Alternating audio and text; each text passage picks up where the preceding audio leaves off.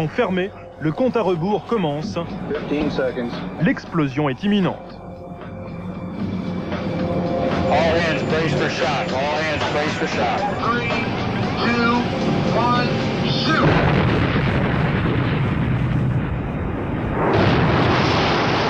Le choc secoue le bateau avec une violence incroyable.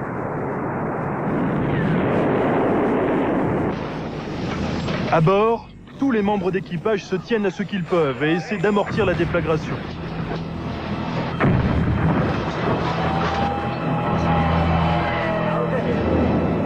Le joint étanche de l'hélice n'a pas résisté au choc et de l'eau s'engouffre dans la salle des machines. Immédiatement, les fuites sont réparées et chacun fait le point sur les dégâts dans son secteur. Car la manœuvre n'est pas terminée. Il faut maintenant vérifier que le bateau peut encore se défendre. Pour savoir si l'onde de choc a déréglé les systèmes de défense du navire, on tire un missile mer-mer sur une cible. L'équipage attend le résultat en silence. Touché! Le John Paul Jones vient de réussir la plus dure épreuve de la marine américaine. Le bateau et l'équipage sont déclarés opérationnels. On le serait à moins. Mais il y a aussi des circonstances où l'on ne peut organiser aucun test. Ces flammes gigantesques sont celles qui s'échappent des puits de pétrole sabotés par les Irakiens pendant la guerre du Golfe. Pour les éteindre, une équipe de Hongrois arrive sur place avec un engin qui ne passe pas inaperçu. Ils l'ont baptisé Big Wind, littéralement, vent violent.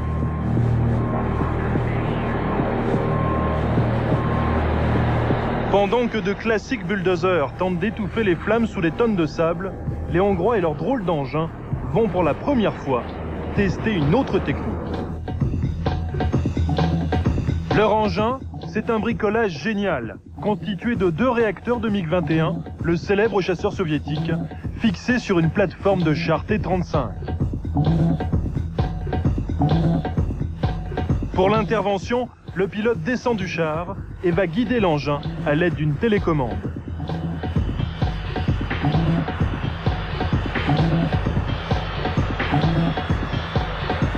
Les réacteurs chauffent comme pour un décollage.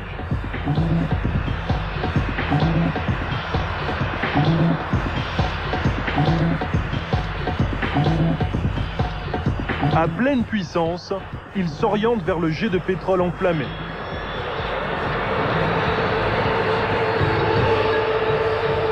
La gigantesque flamme est littéralement soufflée, comme une modeste bougie. 12 secondes plus tard, tout est fini. Il ne reste qu'à refroidir le puits avec de l'eau. Big Wind roule déjà vers une autre mission. Pour rendre un objet résistant à un choc, finalement, il y a 2 solutions. La première, vous le durcissez au maximum, comme le mur de la centrale nucléaire. La deuxième, au contraire, vous le rendez déformable, afin que cette déformation absorbe l'énergie de la collision, comme pour le bateau. C'est ce qu'on fait depuis longtemps pour les avants de voitures, c'est ce que l'on fait aussi depuis peu pour les trains. Regardez cette motrice classique. C'est une caisse en acier rigide, donc difficilement déformable. Depuis, la SNCF a expérimenté des cabines avant souples qu'elle a testées lors de crash tests comme celui-ci. Ces cabines avant souples diminuent les effets des collisions, protégeant mieux la vie du conducteur et des passagers. Elles équipent dorénavant les nouveaux trains express régionaux, ainsi que les TGV nouvelle génération comme celui-ci. On change de domaine pour rejoindre des zoologues, ces scientifiques qui passent leur vie à étudier les animaux et les 1001 ruses que met la nature pour parvenir à ses fins. La preuve avec ces 3 exemples. Comment la mygale, le scorpion et le lémurien de Madagascar s'y prennent-ils pour capturer leur nourriture? La réalité dépasse, vous allez voir, l'imagination. Pour permettre aux animaux de capturer leur proie, la nature fait preuve d'une imagination sans limite. Prenez par exemple les araignées. Tout le monde connaît les toiles qu'elles tissent pour capturer les insectes volants. Mais une espèce sur 2 ne construit pas de toile. Certaines utilisent un stratagème encore plus redoutable. Ces araignées vivent dissimulées dans des terriers fermés par des trappes. Et quand elles en sortent, c'est pour chercher leur déjeuner.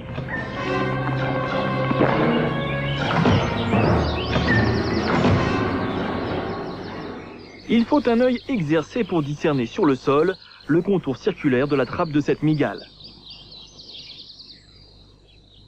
Il s'agit véritablement d'une championne du camouflage. Une excellente protection contre ses prédateurs, les oiseaux. L'intérieur est tapissé de soie. Comme toutes les araignées, la mygale est très sensible aux vibrations. C'est comme cela qu'elle est avertie dès qu'un insecte passe à sa portée. Mais si un intrus essaie de soulever son couvercle, elle se précipite pour le refermer.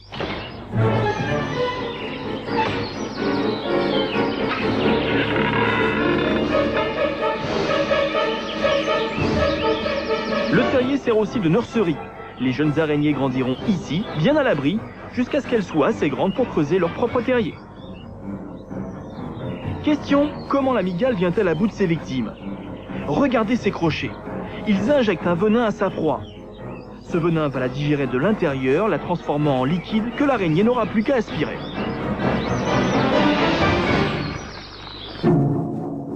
Et maintenant, d'autres animaux qui utilisent eux aussi un venin dans un but encore plus terrible. Nous sommes dans le désert du Mojave, au sud-est de la Californie. Ces deux biologistes, Gary Paulis et son frère Dan, sont à la recherche de l'un des plus dangereux prédateurs de la région, le scorpion des sables. Le scorpion est un animal essentiellement nocturne. Pour l'observer, il faut opérer la nuit et se munir d'une lampe à ultraviolet, une lumière qui les rend fluorescents.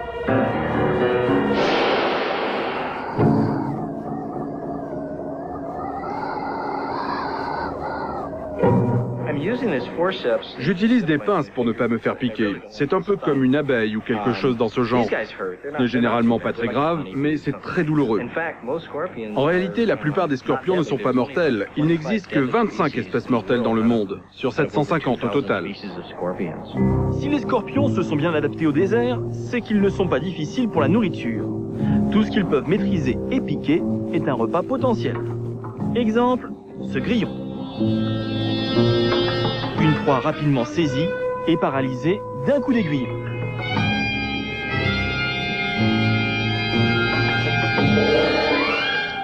Mais le plus étonnant, c'est que les scorpions sont tout aussi agressifs avec leur propre espèce. Regardez ce combat. Il s'agit d'un scorpion adulte qui s'attaque à un plus jeune. Le plus gros, à droite, injecte son venin au plus petit en restant hors de portée de l'aiguillon de celui-ci.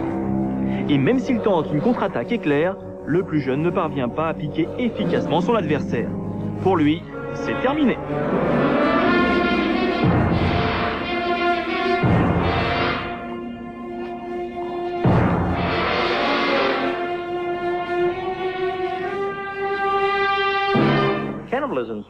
Le cannibalisme est assez fréquent dans la nature, mais ici dans le désert, il est particulièrement répandu. Il y a très peu d'aliments disponibles et manger un être de la même espèce permet à la fois de faire un bon repas et d'éliminer la concurrence pour le peu de nourriture disponible aux alentours. Au cours de leurs observations nocturnes, les biologistes croisent des centaines de scorpions des sables. Et parfois, ils tombent sur un représentant d'une espèce beaucoup plus rare, le scorpion poilu, le plus gros scorpion d'Amérique du Nord. La raison pour laquelle ce scorpion est rare, c'est parce que presque tous les petits meurent avant d'avoir atteint la taille adulte. Et ils meurent jeunes parce qu'ils sont mangés par les autres scorpions, les scorpions des sables. Mais il y a une justice. Les quelques scorpions poilus qui ont échappé à l'appétit de leurs congénères deviennent à l'âge adulte plus grands que tous les autres. Et désormais, c'est au tour des scorpions des sables de leur servir de déjeuner. La loi du désert n'a rien à envier à la loi de la jungle.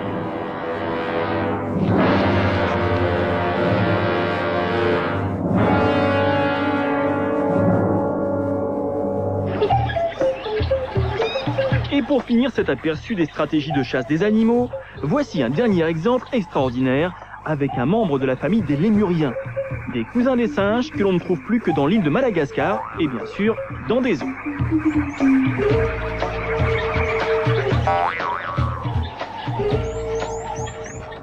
De tous les lémuriens, l'aïaï est sans doute le plus singulier. C'est un animal nocturne, très discret, qui ne sort de sa cachette que la nuit à la recherche de sa nourriture. Des larves d'insectes qui habitent dans des galeries creusées dans le tronc ou les branches des arbres.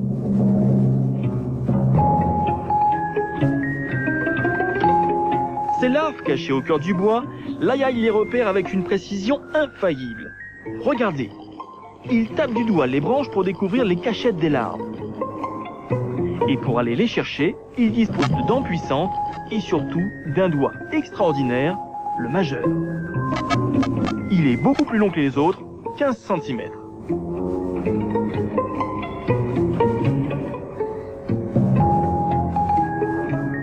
Mais comment l'aïaï détecte-t-il les larves? C'est ce qu'a cherché à comprendre ce biologiste, Carl Erickson, grâce à 3 expériences étonnantes. Première expérience, Carl Erickson fabrique une branche artificielle avec 5 cavités. Elle va lui permettre de comprendre ce que recherche l'aïaï quand il tape sur la branche. Première hypothèse, l'aïaï excite les larves en tapant et écoute leur réaction. Pour la vérifier, le biologiste place des asticots vivants dans 2 cavités. Deuxième hypothèse, l'aïaï sent au travers du bois l'odeur émise par les larves. Il découpe donc des asticots en morceaux et les met dans 2 autres cavités. Troisième hypothèse, l'aïaï, en tapant du doigt, cherche tout simplement à repérer si le bois sonne creux. Le biologiste laisse donc une cavité sans asticots. Lesquelles de ces cavités l'aïaï va-t-il creuser? Celui-ci se livre à l'expérience avec enthousiasme. Il est toujours très impatient et il me laisse à peine le temps de fixer la fausse branche. 5 cm de bois massif séparent les cavités de la surface. L'aïaï trouve sans problème les premières, celles qui contiennent les larves vivantes. Après les avoir avalées, il remonte le long de la branche et trouve très vite les larves mortes coupées en morceaux. Enfin, il trouve la dernière cavité, celle qui est vide, et se met à creuser. Conclusion, ce sont bien les cavités et non les larves que repère l'animal. Il s'agit maintenant de savoir quel type de cavité intéresse l'aïaï. Cette fois-ci, le biologiste fabrique des galeries en croix et donne la branche à creuser à l'animal. L'aïaï tape sur toute la surface du bois, comme s'il cherchait à découvrir au son quelle était la forme de la cavité. Puis il se met à creuser à un endroit bien précis. Et regardez où. L'aïaï a choisi exactement l'endroit où les galeries se croisent. Donc non seulement il a repéré la configuration des galeries, mais il a choisi le meilleur endroit à partir duquel il pourrait, avec son doigt, explorer toutes les galeries.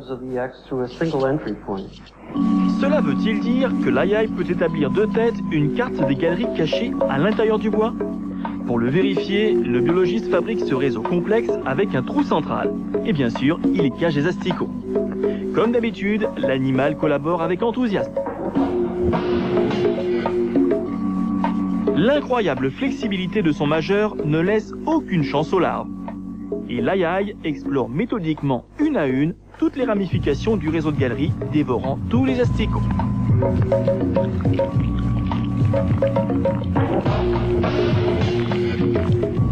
L'aïaï est donc capable de créer des images mentales des galeries. Un trait qui démontre une fois de plus les trésors d'ingéniosité et d'intelligence qu'emploient les animaux pour rechercher leur nourriture.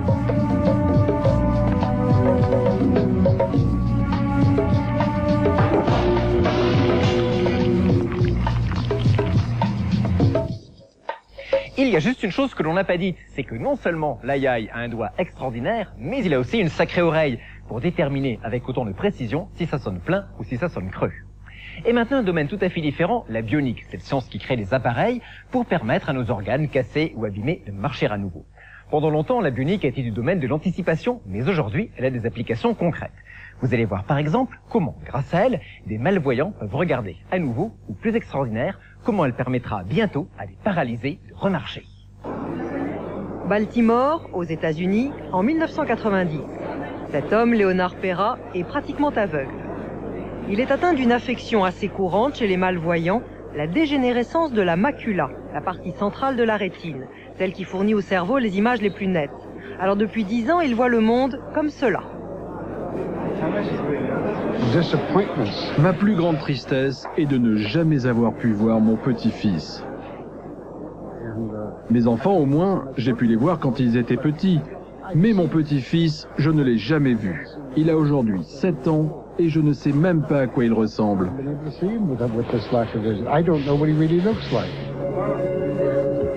Pour grossir les objets éloignés, Leonard Perra utilise un oculaire.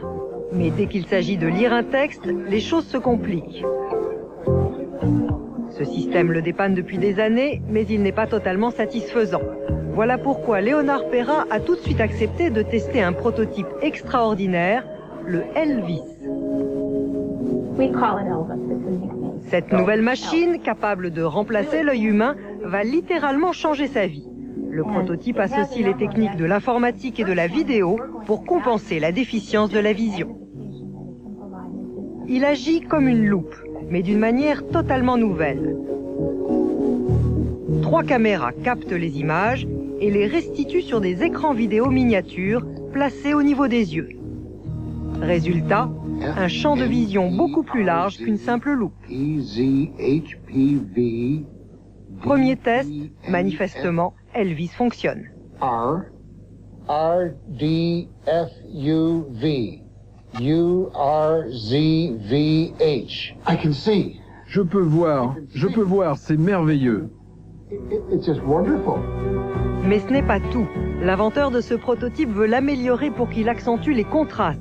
Car lorsque la vision est très dégradée, la première chose que l'on perçoit, ce sont les traits les plus contrastés. Comme par exemple cette caricature. Nous reconnaissons tous cette caricature de Bill Clinton. Cela est possible parce que même pour les détails, la différence de contraste est très grande. Bob Massoff a donc développé un programme informatique qui élimine les demi-teintes sur les images vidéo. À l'arrivée, l'image retouchée est digne d'une caricature. Avec son logiciel, ce traitement est bien sûr instantané et le malvoyant disposera en temps réel d'images très contrastées. Mais l'inventeur d'Elvis doit encore résoudre une autre difficulté. La dégénérescence de la macula empêche de voir une zone circulaire au centre des images. Un problème que Bob Massoff va résoudre à l'aide d'un autre traitement informatique. Son idée est simple, elle consiste à supprimer cette partie centrale invisible et à la reconstituer littéralement tout autour, à la périphérie de la vision. Résultat, pour le malvoyant, plus aucune zone d'ombre. Il voit l'intégralité de l'image.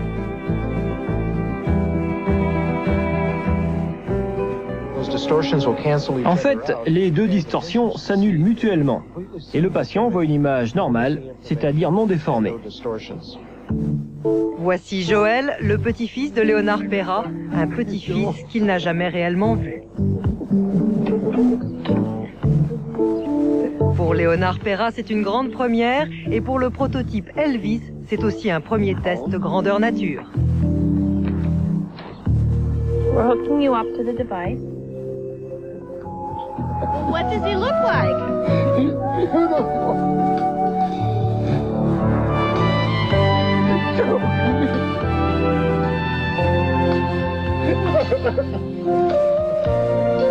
Le succès est complet. Léonard Perra sait enfin à quoi ressemble son petit-fils et Elvis a réussi son examen de passage.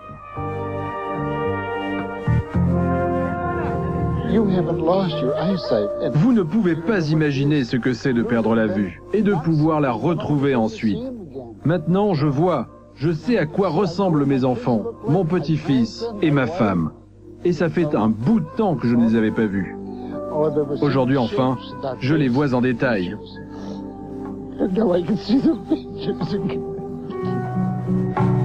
Alors, où en est-on aujourd'hui? Jean-Philippe a 31 ans. Malgré l'assurance de sa démarche, il souffre d'une autre maladie de l'œil, la rétinite pigmentaire. Les cellules de sa rétine s'abîment inexorablement. Mais Jean-Philippe peut aujourd'hui utiliser la toute dernière version du casque Elvis. Ce n'est plus un prototype, il est commercialisé en France et intègre toutes les améliorations de son inventeur. Le casque est toujours aussi gros, mais il est beaucoup plus performant. Pour Jean-Philippe, le changement est radical. Voici, à peu de choses près, sa vision habituelle. Et voilà le résultat avec Elvis, une vue quasi normale. Pour Jean-Philippe, des gestes simples redeviennent possibles. Cette technologie a transformé sa vie.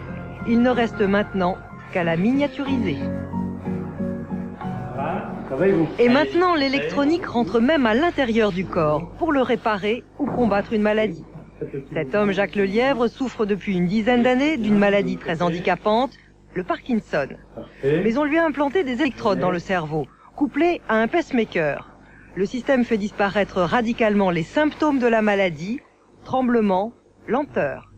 Jacques Lelièvre vient tous les 3 mois à l'hôpital pour un examen de routine. Et regardez, lorsque le médecin désactive ses piles, la maladie reprend immédiatement le dessus. C'est nettement plus difficile de l'autre côté. Voilà. Puis vous nous montrez un peu comment vous marchez.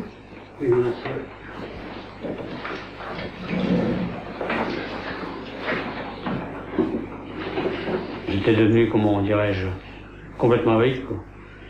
Je pouvais plus travailler, ni écrire, ni conduire, ni quoi que ce soit. Là, sur le passage des portes, c'est très difficile, monsieur Lelièvre.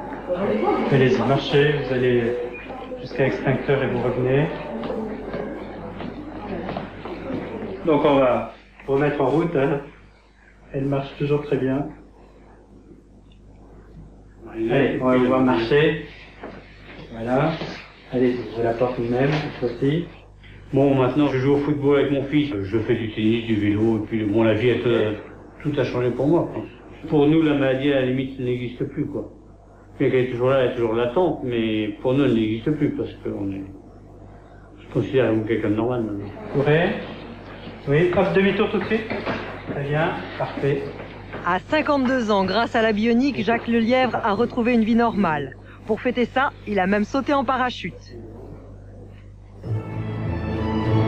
Autre technologie et autres défis tout aussi difficiles à relever. Nous sommes à Détroit, au nord des États-Unis. Cet homme, Dan Kemp, est paralysé des jambes à la suite d'un accident de voiture. Mais Dan Kemp va participer à un nouveau programme de recherche. L'enjeu, cette fois, c'est tout simplement de lui redonner l'usage de ses jambes. Et après 10 ans de fauteuil roulant, se retrouver debout serait déjà pour lui une victoire extraordinaire.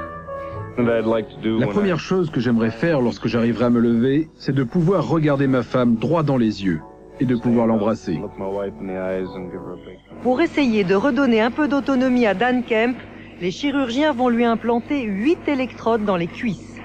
Ils espèrent ainsi que Dan pourra commander directement ses muscles par des impulsions électriques artificielles. Quelques semaines plus tard, Dan Kemp est rentré chez lui. Et voici le boîtier qui envoie les impulsions électriques, un boîtier tout simplement relié aux muscles par des fils qui traversent la peau. Et le plus extraordinaire, c'est que cet incroyable système fonctionne. Après 5 mois d'entraînement, Dan Kemp peut déjà faire de longs exercices de remusculation.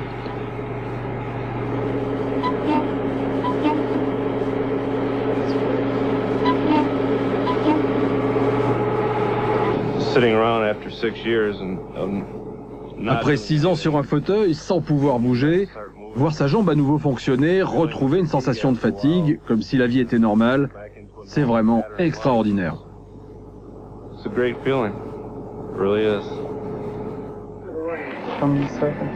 Après des mois d'apprentissage, Dan Kemp peut enfin essayer de se lever. Un geste tout simple qu'il n'avait pas fait depuis 10 ans.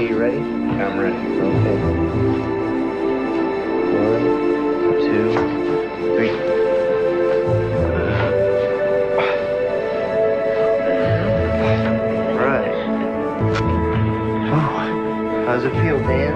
Ooh, it feels vertical. Come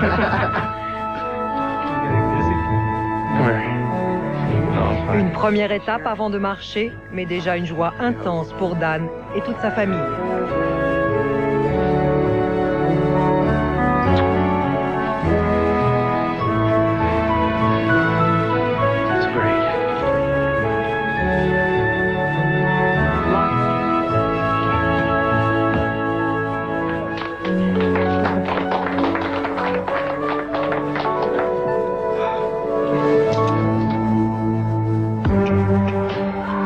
Eric Bellamy est lui aussi paraplégique à la suite d'un accident de moto.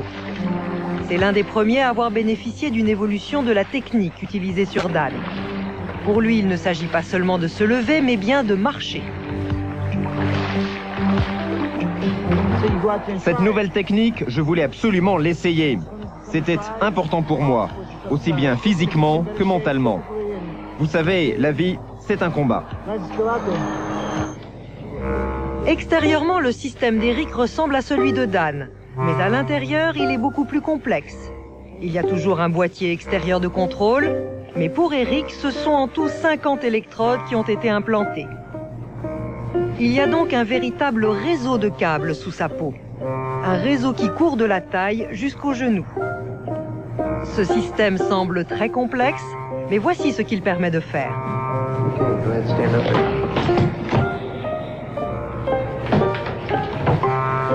Les mouvements des jambes d'Eric Bellamy sont uniquement dus aux impulsions envoyées par le boîtier électronique, ce qui explique cette démarche saccadée. Mais le résultat est extraordinaire. Bien sûr, Eric doit encore se maintenir en équilibre à l'aide de ses bras. Mais ce sont bien les mouvements artificiels de ses jambes qui lui permettent d'avancer. Des mouvements qui lui demandent encore un gros effort. À chaque fois que l'on envoie une impulsion au muscle, on utilise obligatoirement 100% de la puissance du muscle, même si ce n'est pas forcément nécessaire pour faire le mouvement. C'est donc très fatigant. Pour se motiver, Eric Bellamy s'est depuis longtemps imposé un but, monter et s'asseoir seul dans le bus, comme avant l'accident. C'est sa première tentative. Malheureusement, son genou ne répond pas aux impulsions du boîtier.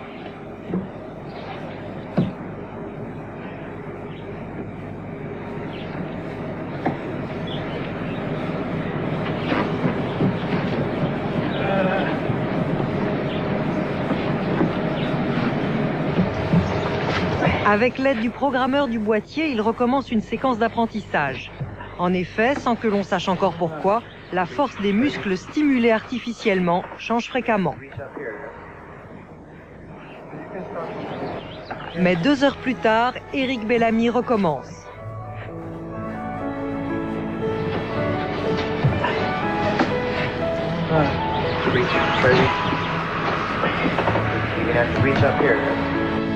Cette fois, il atteint son objectif.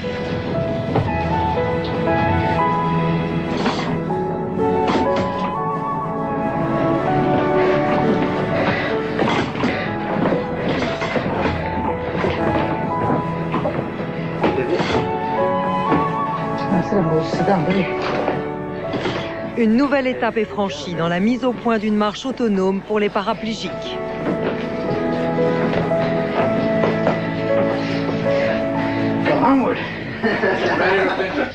Alors ne croyez pas que ce genre de recherche ne se mène qu'aux États-Unis. En France aussi, on mène des travaux très avancés pour redonner de la mobilité aux personnes qui sont, aux membres des personnes qui sont paralysées. Jean-Jacques Vanouni, bonjour. Bonjour.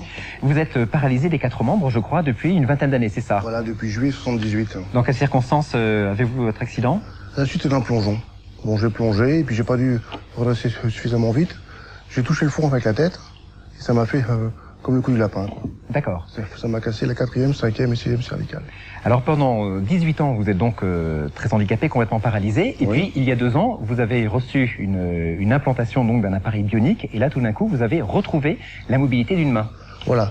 Il y a 2 ans, on m'a proposé donc de me réanimer la main droite. Et j'ai dit oui tout de suite. Donc on l'a réanimé à l'aide de 8 électrodes qu'on m'a implantées dans le bras. Et que vous commandez de quelle manière? Et que je commande grâce à l'épaule gauche. D'accord. Alors concrètement, donc cette main qui était complètement inanimée, si je vous donne ce... Concrètement, je vais vous montrer. J'allume mon appareil, voilà. Suivant comment je bouge l'épaule. D'accord. Quand j'envoie l'épaule en arrière, j'ouvre la main. Quand je l'envoie en avant, je la ferme. Et avec ça, qu'est-ce que vous pouvez faire? Je peux prendre un objet, je donne ce crayon par exemple. Un stylo. D'accord. Ça, c'est quelque chose qui vous a changé la vie? Ça, c'est quelque chose que je faisais pas depuis 20 ans. Et du jour au lendemain, comme ça, on me propose de pouvoir réécrire, me raser tout seul, dessiner, boire tout seul, manger tout seul, enfin c'est phénoménal quoi. C'est une révolution finalement. Complètement. Alors ce qui est vraiment étonnant, c'est la mobilité, parce que pendant 18 ans, vous vous êtes pas servi de cette main, et maintenant vous dessinez à nouveau, je sais pas si la caméra peut le voir, vous avez une sûreté de traits et de dessin qui montre bien que vous avez retrouvé une mobilité quasi comparable à celle d'un homme normal. On dirait pas du tout que ces dessins ont été faits avec cette main qui était inerte pendant 20 ans. Et pourtant, oui. Et pourtant, c'est bien vrai. Donc ça montre que la bionique, c'est une réalité, ça marche. Emmanuel Rabichong, bonjour. Vous travaillez pour Neurocontrol, la société qui a mis au point la prothèse bionique de Jean-Jacques. Alors concrètement, comment ça marche? Eh bien, ce système est ce qu'on appelle une neuroprothèse, donc qui va en fait être implantée au niveau de la cage thoracique des patients et qui va permettre de recevoir des signaux de l'extérieur par cette antenne ici. Et cette partie-là, la partie électronique, en fait, va mettre en forme ces signaux-là et elle va envoyer à cet implant donc à la fois des informations de puissance et des commandes pour les muscles. Donc on a 8 canaux qui sortent de cet implant.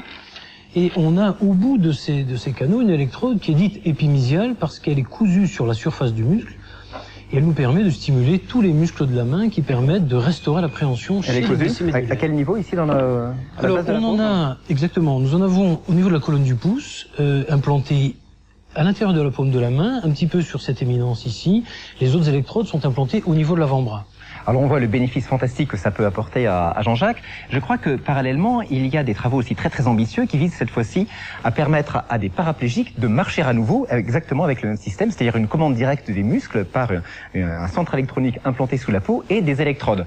On avait filmé, regardez, une des premières expériences dans le genre à Montpellier, il y a quelques années. Alors on le voit, la démarche est encore un petit peu hésitante, mais depuis on a fait, je crois, beaucoup de progrès. Maintenant, Emmanuel Rabichong, ces personnes qui donc s'apprêtent à recevoir sous la peau ces appareillages arrivent à avoir une démarche beaucoup plus souple, bien qu'elle reste toujours commandée par ce sorte de centre électronique.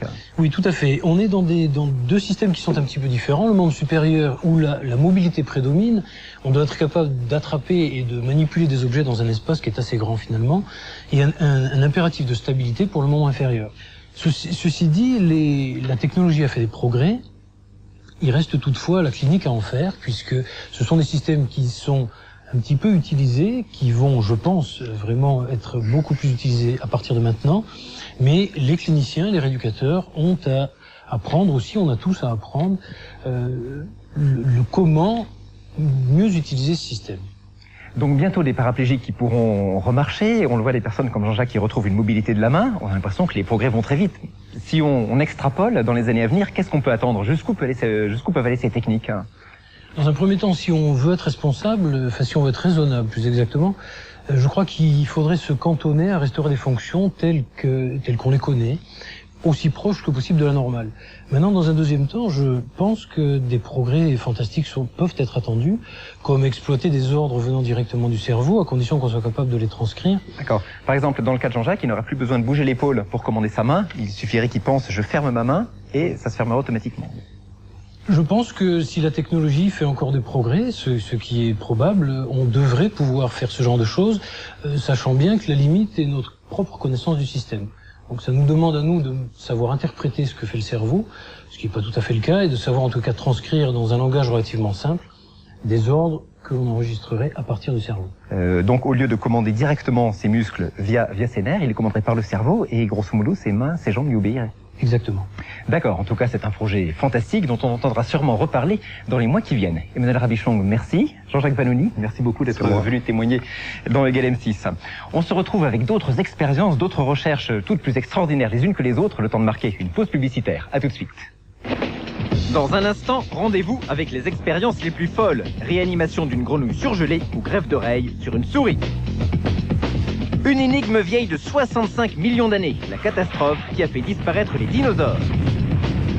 L'histoire de Hubble, le télescope qui a révolutionné notre vision de l'univers. Des ancêtres de l'homme au temple d'Égypte, comment, grâce à de nouvelles techniques, l'archéologie nous fait redécouvrir le passé. Et des inventions pour demain, le tracteur qui marche, le missile anti-chauffard ou l'incroyable machine qui supprime la douleur. Il n'a pas de douleur, ne sent pas de douleur.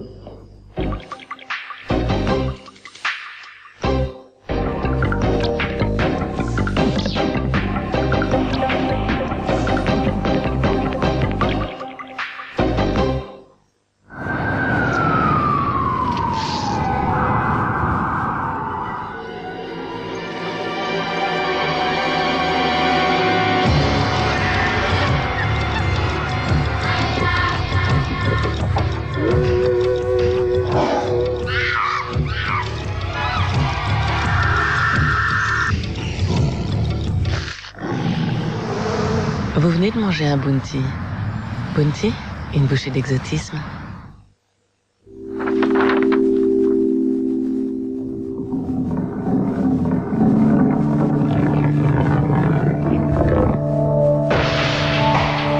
Près de 7 millions de Français sont touchés par la migraine.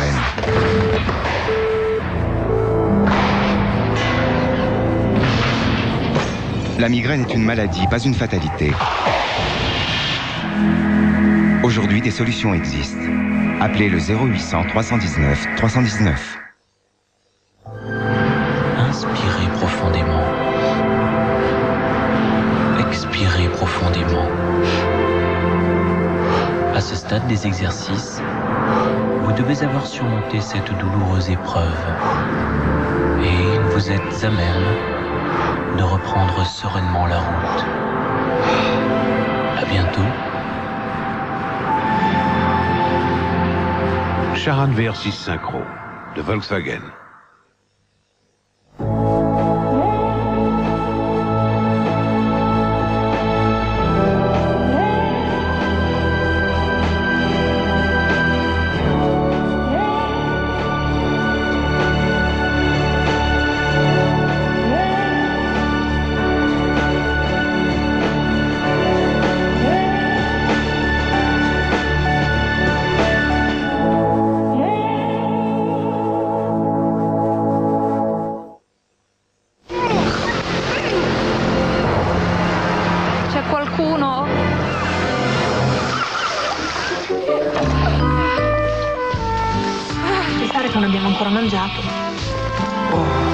Parce que les pâtes Barilla restent toujours al dente.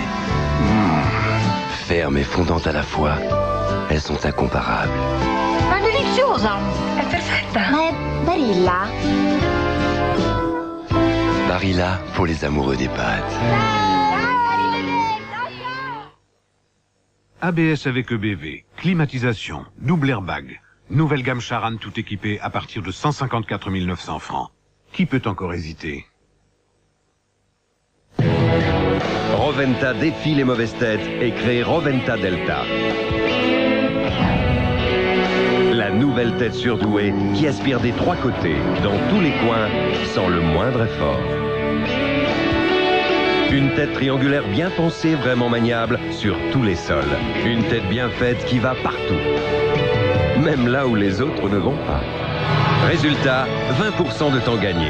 Roventa Delta, visiblement plus vite. Découvrez la plus glorieuse époque de la musique. Pour la première fois, une collection qui réunit les grands génies de la musique baroque et ancienne. Concert baroque, la voix des anges. Dans le numéro 1, les suites de Bach, la bande-son de Farinelli et Il Castrato et des guides d'écoute à un prix exceptionnel. Del Prado.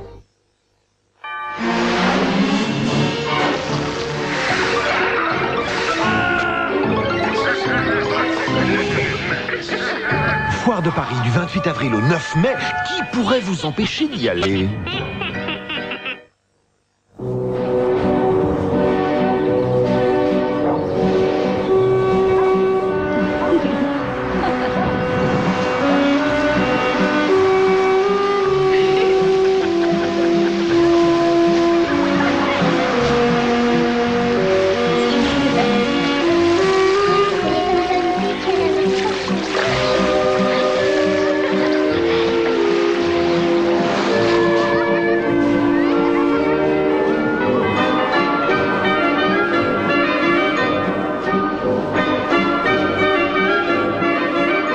D'une vie sont importants. C'est pourquoi la CNP accompagne 14 millions d'hommes et de femmes tout au long de leur vie et de leurs projets. CNP, vivez bien assuré.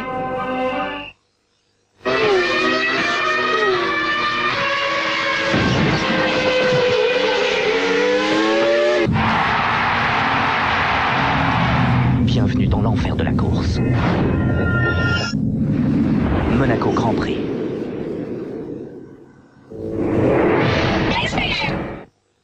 She walking crystals.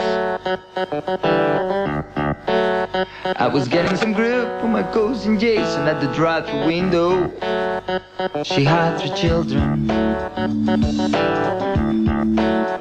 She said 2 girls that were beautiful twins and a boy named Linja. Opportunities rare and the money was lost. She was done with that drum and noodle clap show. Na na na na na. Fatboy Slim. Fatboy Slim, l'album.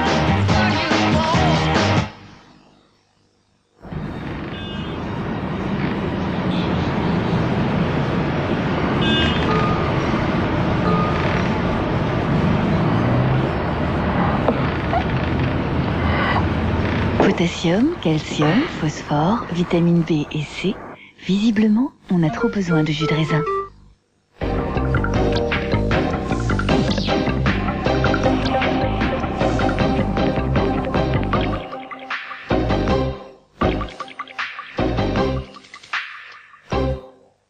Spécial E égale M6, deuxième partie. Je vous rappelle que ce soir, nous fêtons notre 200e numéro avec les plus belles images et les plus belles histoires de la science.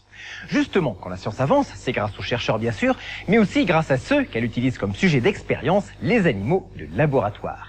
Et ceux que vous allez voir sont soumis à de drôles de traitements. Une grenouille qui flotte en l'air, une souris qui respire plongée dans un liquide mystérieux, une autre qui porte sur son dos une oreille d'homme, des lapins humanisés, voici les expériences les plus folles. Sans les animaux, la science aurait bien du mal à progresser. Comme sujet d'expérience ou comme source d'inspiration, les animaux rendent de précieux services à la biologie. Prenez par exemple cette petite grenouille. Nous sommes au Canada, à l'université d'Ottawa. Ici, des chercheurs s'amusent à la congeler vivante. Une sonde pour enregistrer la température, un morceau de scotch pour l'immobiliser. Il n'y a plus qu'à la mettre à moins 18 degrés. La grenouille va geler et devenir dure comme du bois. Une torture inutile pour cette grenouille? Pas du tout. Regardez. Vous allez assister à une véritable résurrection. Replacé à température ambiante, l'animal dégèle petit à petit et revient lentement à la vie. En effet, cette espèce est capable de congeler sans dommage, une faculté qui provoque l'admiration des chercheurs. J'aime vraiment les grenouilles. Quand on étudie cet animal, une fois que vous l'avez mis vivant dans un congélateur, que vous avez fermé la porte, que vous l'avez vu congeler, aussi dur qu'une pierre, une petite grenouille changée en pierre, vous la sortez, vous la voyez sauter à nouveau, c'est quelque chose qu'on n'oublie jamais. Comment la grenouille résiste-t-elle à la congélation? Les chercheurs veulent le comprendre, car ils aimeraient bien pouvoir congeler les organes humains en attente de greffe. Pour l'instant, c'est impossible, et ces organes ne se conservent que quelques heures. Peut-être cette grenouille leur livrera-t-elle le secret qui permet de congeler les cellules humaines sans les tuer. Changeons de continent, nous sommes en Hollande. Ici aussi, on utilise des grenouilles comme cobayes pour leur faire subir une expérience encore plus extraordinaire. On en prend une, on la place dans cette machine, on met en marche. La grenouille flotte littéralement dans l'air, la machine a annulé la pesanteur. Illusion d'optique? Non. La grenouille flotte tout simplement dans un champ magnétique très puissant qui contrebalance la gravité terrestre. L'expérience est absolument sans danger pour la grenouille cobaye qui récupère immédiatement de son voyage en apesanteur. Pour l'instant, la machine qui consomme déjà autant d'électricité qu'une ville de 10 000 habitants ne fait léviter que de petits objets. Mais un homme pourrait-il subir le même traitement ? C'est possible. Si quelqu'un veut mettre un homme dans un tel champ magnétique, il n'y a aucun problème technique. Aujourd'hui, nos électroaimants ne sont pas faits pour ça, mais dans l'absolu, nous saurions le faire. Et nous pourrions construire des puits magnétiques dans lesquels nous pourrions échapper à la pesanteur. Voilà peut-être l'ascenseur du prochain millénaire. Plus de cabine, on s'élève par lévitation. Autre vedette des laboratoires, la souris. Regardez bien celle-ci. On va la noyer volontairement dans ce liquide. Mais même noyée, elle continue à respirer. Il n'y a aucun trucage, si ce n'est que l'eau n'est pas de l'eau. C'est un liquide qui stocke et restitue facilement l'oxygène dont a besoin tout être vivant. Les chercheurs qui l'ont mis au point l'ont baptisé le Liquivent. Après quelques heures, la souris est retirée du liquide. Le Liquivent présent dans ses poumons s'évapore petit à petit. La souris a parfaitement supporté sa baignade. Grâce à cette souris, les chercheurs ont démontré que l'on pouvait respirer avec du Liquivent. Cette découverte ouvre de nouvelles perspectives à la médecine. Grâce au Liquivent, on va pouvoir nettoyer des poumons malades sans que les patients ne cessent de respirer. Et c'est aussi pour faire avancer la médecine que cette drôle de souris porte sur son dos un cartilage humain en forme d'oreille. Bricolage de savants fous? Pas du tout. Les auteurs de cette expérience pour le moins bizarre sont deux médecins de Boston, spécialistes de la fabrication des cartilages humains artificiels, à partir des cellules du malade lui-même. Pour démontrer l'efficacité de leur technique, ils ont décidé de fabriquer de toutes pièces un cartilage d'oreille. On nous a dit que ce qu'il y avait de plus difficile dans le domaine des greffes de cartilage, c'était le cartilage d'oreille, avec sa forme très compliquée. Alors, on s'est dit qu'on allait commencer par fabriquer un cartilage humain en forme d'oreille, pour démontrer la précision et l'efficacité de notre technique. Et voici comment ils ont procédé. D'abord, ils ont façonné un moulage d'oreille en fibres synthétiques. Vient alors l'opération essentielle.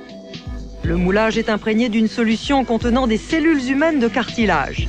Placées bien au chaud dans un incubateur, les cellules humaines vont se multiplier et remplir peu à peu les pores du moulage.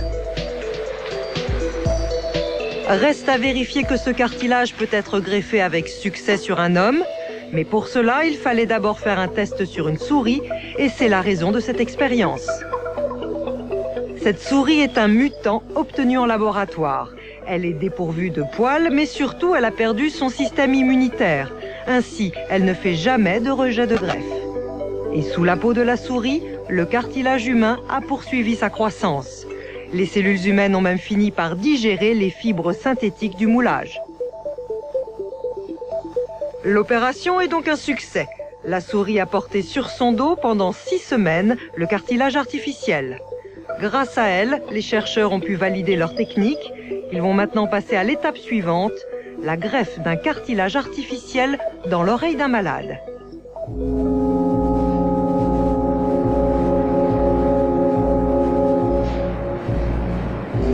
Il y a enfin des expériences sur des animaux qui, bien qu'étant moins spectaculaires, donnent quand même le vertige. Un centre de l'INRA près de Paris. Bien caché dans un clapier haute sécurité, voici des lapines transgéniques. Chacune possède à l'intérieur de ses cellules un petit morceau du patrimoine génétique de l'homme. Résultat, le lait qu'elles produisent contient des protéines humaines. Ce sont en quelque sorte des lapines humanisées. Des monstres, pas pour les chercheurs. La preuve, vous avez qu'à voir tous ces lapins, ils ont tous des gènes, soit des gènes humains, soit des gènes divers, et ils ont l'air tout à fait normaux. Normaux et utiles. Ces lapines fabriqueront bientôt des protéines médicaments très efficaces, mais impossibles à produire en usine. Première maladie à en bénéficier, l'hémophilie et certains cancers. Et toujours, grâce aux animaux de laboratoire, les chercheurs veulent aller encore plus loin. C'est pour cela qu'ils ont créé des clones. Après la célèbre brebis Dolly, voici Marguerite, le premier clone de veau. Il est français. Et déjà, Jan Wilmuth, le chercheur qui a créé Dolly, annonce son intention de passer à l'homme. Objectif, cloner des cellules d'embryons qui nous serviraient un jour de pièces de rechange. Dans quelques siècles, nous posséderons peut-être dans des banques d'organes des clones de cœur ou de poumons prêts à être greffés à la place de nos organes défaillants. Ce n'est plus tout à fait de la science-fiction. Louis-Marie Houlbine, bonjour. On vous retrouve. Donc, vous êtes biologiste au sein de l'INRA. Vous êtes le père de ces lapins transgéniques. Alors, quand même, on se pose des questions. Ces lapins avec des petits morceaux d'homme à l'intérieur ou de n'importe quoi d'ailleurs. Est-ce que c'est pas dangereux? Est-ce qu'il n'y a pas un risque qu'un jour, un savant fou crée des monstres qui s'échappent dans la nature? Oh bah, il y a toujours le risque que quelqu'un fasse d'abord n'importe quoi sans s'en rendre compte et prenne pas assez de précautions, ou quelqu'un de mal intentionné fasse effectivement quelque chose qui conduise à des monstres dans la nature et qui fasse tout ce que vous pouvez imaginer. Ça peut arriver et on peut pas tout à fait l'empêcher, mais franchement, quand on... Vous reconnaissez, ça peut être dangereux. Mais de l'autre côté, il y a des bénéfices. Ça peut être dangereux, mais dans toutes les activités humaines qui sont un peu fortes, c'est-à-dire qui mettent en jeu des forces importantes, que ce soit l'énergie ou autre, il y a toujours des risques à côté. La seule question est de savoir si les bénéfices sont plus importants que les risques. Alors justement, les bénéfices sont écrasants, là. Si on peut les résumer en 2 mots. Bénéfices et écoutez, déjà, vous parliez des lapins, donc on fait des lapins au laboratoire pour faire des médicaments. On fait des médicaments dans le lait des lapins. C'est en train de devenir une activité industrielle. Bon, c'est la meilleure manière, la plus simple pour produire ces médicaments. C'est une des manières simples et pas chères de les faire. D'accord. Bon, ces lapins n'ont rien de monstrueux. Ils ont simplement un gène de plus. Vous ne pouvez même pas savoir qu'ils ont ces gènes-là. Concrètement, ces médicaments dans le lait des lapins, ça sert à quoi? On peut avoir un exemple là? On peut donner quelques exemples. Fait dans le lapin ou des autres animaux plus gros, c'est par exemple des protéines pour soigner les hémophiles, le facteur VIII, le facteur 9. C'est un exemple. Ou alors, il y a toute une série de molécules qu'on essaie de faire maintenant, ce sont des anticorps qui vont apporter des toxines sur des cellules des tumeurs, donc pour accompagner des traitements du cancer actuel. Ça fait 2 exemples, il y a des dizaines de protéines qui sont faites comme ça. Alors, autre type d'avancée de la génétique, on l'a vu, ce sont ces fameux clones. Alors, on a vu Dolly, on a vu Marguerite, le premier clone français, et on commence à parler de recherche, de clonage même, d'embryons humains ou même d'adultes humains. Alors, qu'est-ce que vous en pensez? Là aussi, il y a des dérives possibles. Hein.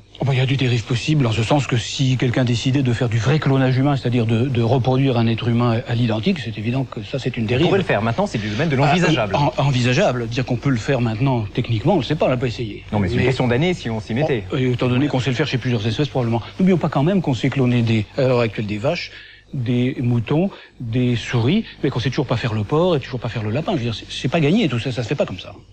D'accord. En fait, le vrai enjeu n'est pas de reproduire des êtres humains identiques, c'est d'utiliser cette technique de clonage pour régénérer des cellules et pour régénérer des organes humains. Voilà, là on l'a vu, on part d'embryons, et alors qu'est-ce qu'on peut faire concrètement? Qu'est-ce que ça pourrait donner à moyen terme? Pratiquement l'expérience, si elle avait lieu, qui serait une thérapeutique en l'occurrence, ce serait de partir de cellules d'un individu, de les reprogrammer en les mettant dans un nouveau site, de manière telle qu'elles puissent après, une fois qu'on ait obtenu ces embryons régénérés de cette manière, qu'on puisse obtenir des cellules qui seraient des cellules souches d'organes. Ces organes pouvant être le cerveau, par exemple, ou quelqu'un pourrait imaginer soigner la maladie de Parkinson, la maladie d'Huntington et quelques autres maladies comme ça. D'accord, ça, on ferait des autogreffes, donc, avec ces espèces d'organes de tissus tout neufs. Bon, c'est un rêve, c'est pas du tout fait encore. Maintenant, c'est plus de la science-fiction. On sent que ce n'est plus tout à fait impensable. Les concepts ont l'air d'être abordables. Entendu. Donc bientôt on sera refait de toutes pièces. Ça nous mène très loin. On va repartir maintenant sur une autre vieille préoccupation de l'humanité, voler tout seul comme Icare. On croyait avoir tout inventé avec le parapente, avec le deltaplane, avec l'ULM, mais vous allez voir, on était loin du compte. Voler, un rêve vieux comme le monde. Et pour échapper à la gravité, les seules limites sont celles de l'imagination. Exemple, le Swift, un hybride à mi-chemin entre le deltaplane et le planeur. Probablement le meilleur engin de vol libre actuel. Un poids d'à peine 50 kg, mais une vitesse de pointe de 140 km/h. De quoi faire de la voltige. Alors maintenant, on va faire une petite perte de vitesse. Tac, décrocher, piquer, prendre la vitesse, et on va engager un looping. Impressionnant, mais sans danger. L'aile rigide de 12 mètres d'envergure résiste à ces accélérations. Et en cas de besoin, le pilote dispose d'un parachute. Ce fantastique jouet coûte plus de 100 000 francs, ce qui explique peut-être qu'il n'en existe aujourd'hui qu'une centaine dans le monde. Il y a 20 ans, un planeur aux performances à peine supérieures à celles du Swift avait rallié l'Autriche à l'océan Atlantique. Un voyage de plus de 1000 km. Les pilotes du Swift pensent déjà à renouveler l'exploit. Actuellement, on l'utilise qu'à 30% de ses capacités. On cherche des pilotes qui seraient capables de l'exploiter à 100% de ses capacités. Avis aux amateurs.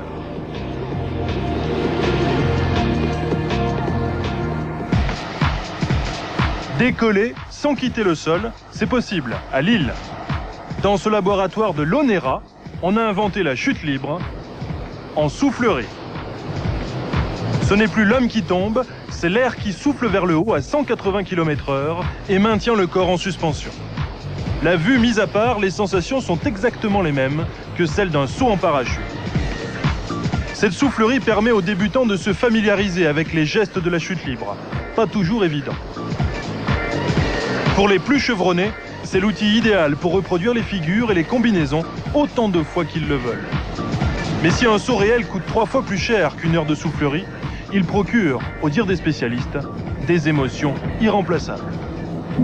Pour des sensations plus douces, voici l'aéroplume, un dirigeable individuel rempli d'hélium qui permet enfin de voler de ses propres ailes. Côté mode d'emploi, et avoir un mouvement ample et souple. Il suffit d'écouter les conseils de Jean-Pierre David, son concepteur. Ensuite, il faut entrer dans le harnais, fixer les ailes et bien mesurer la quantité de lest. Une manœuvre nécessaire pour équilibrer le ballon. On peut en enlever un là.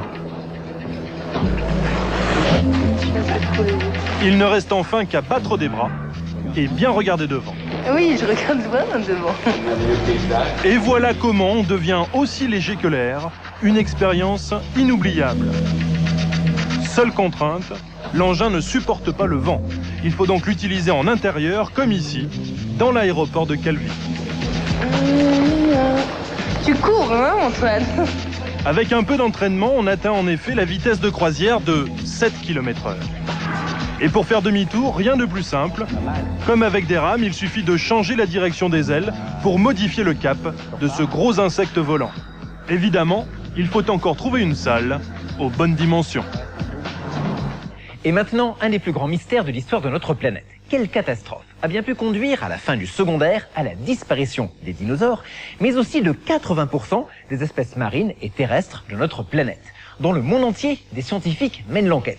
Une enquête qui se déroule dans des endroits insolites, direction une plage de la côte basque. La plage de Bidart, sur la côte basque. Ces physiciens du CEA sont de véritables détectives. Ce qu'ils cherchent ici, ce sont les indices d'une énigme vieille de 65 millions d'années. L'énigme de la disparition brutale des dinosaures à la fin de l'ère secondaire. Il y a 65 millions d'années, la planète est dominée par les dinosaures. Des centaines d'espèces qui ont colonisé tous les milieux et nous ont laissé d'innombrables fossiles. Mais soudain, plus rien. Les dinosaures disparaissent brutalement, comme s'ils avaient été frappés par une terrible catastrophe. Les scientifiques ont imaginé, il y a une trentaine d'années, que les dinosaures s'étaient éteints, victimes d'une météorite géante qui aurait bouleversé la planète.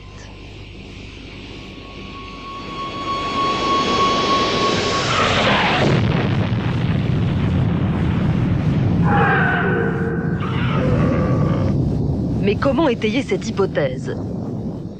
C'est la raison de la visite de nos deux physiciens sur cette plage basque. Ces roches grises se sont formées à l'extrême fin du secondaire, à une époque appelée le Crétacé. Mais quelques mètres plus loin, on change d'aire géologique. Mais il en a vu jusqu'à la limite? Quelques mètres en dessous. Quelques mètres. D'accord, bon, on voit bien au moins le changement de couleur là. Hein. Oui. On passe du gris au blanc. Très net. Ah ouais, ça doit être, c'est là, entre les deux. Et je pense qu'on a là devant nous la couche d'argile. D'accord. Qui marque le contact. Ah ouais, oh, elle est super. Les roches grises, à droite, sont encore contemporaines des dinosaures. Super. Mais les roches blanches, à gauche, datent du début de l'ère tertiaire. À cette époque, il n'y a déjà plus un seul dinosaure. C'est ce qu'il y a entre les deux qui intéresse les chercheurs. Une couche d'argile de 2 cm d'épaisseur qui ne contient aucun fossile, pas la moindre trace de vie. Vous avez ici les marnes grises de la fin du Crétacé, les marnes blancs rosés du début du tertiaire, et entre les deux, une couche d'argile où il n'y a aucune trace de vie et où on pense trouver des traces de matière météoritique. Bah, on va faire le test de l'aimant, hein. Pour trouver ces traces de météorites, l'expérience est relativement simple. On dissout d'abord l'argile avec de l'acide. C'est magique, vous allez voir. Puis, on colle un scotch blanc sur un aimant cylindrique. D'accord, voilà. Alors attends. C'est de l'acide, hein, quand même. Oui, bah. Je t'en rajoute oui, je crois que tu peux y aller. On va enlever les nonos. On trempe l'aimant dans l'argile dissoute. Les nonos. Allez. Doucement. Il n'y a plus qu'à enlever l'argile avec de l'eau et regardez ce cercle noir qui suit la forme de l'aimant. Ce sont de très fines poussières métalliques, des magnétites. Ça, c'est directement la matière cosmique qui a donné naissance à ces magnétites. Alors bien sûr, elles sont toutes petites. Elles font entre 1 et 10 microns de dimension. Il faut les voir au microscope. Et on ne peut pas les distinguer. On a l'impression d'une fine poussière. Mais au microscope électronique, on voit des structures qui sont absolument de toute beauté. On verra ça au laboratoire. La démonstration est concluante. Ces magnétites ne se forment que lorsqu'une météorite percute la Terre. Et on les a retrouvées partout où l'on peut observer la transition entre les roches du secondaire et celles du tertiaire, du Danemark au Canada. À chaque fois, elles sont incluses dans cette étrange pellicule d'argile totalement dépourvue de fossiles. La signature d'une gigantesque météorite qui aurait ravagé la Terre. Il faut quand même vérifier que les magnétites de Bidart sont bien des restes de météorites. Pour cela, les deux chercheurs, de retour dans leur laboratoire de Gif-sur-Yvette, près de Paris, reprennent les échantillons pour les observer au microscope électronique.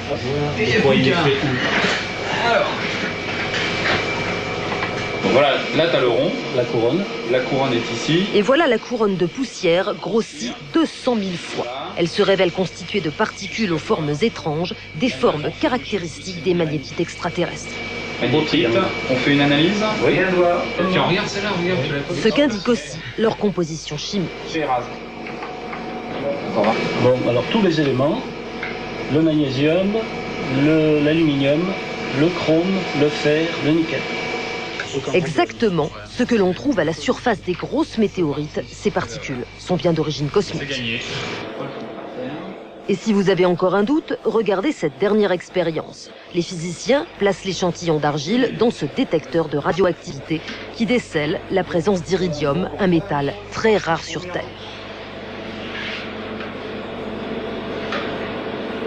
Le résultat apparaît sur l'écran.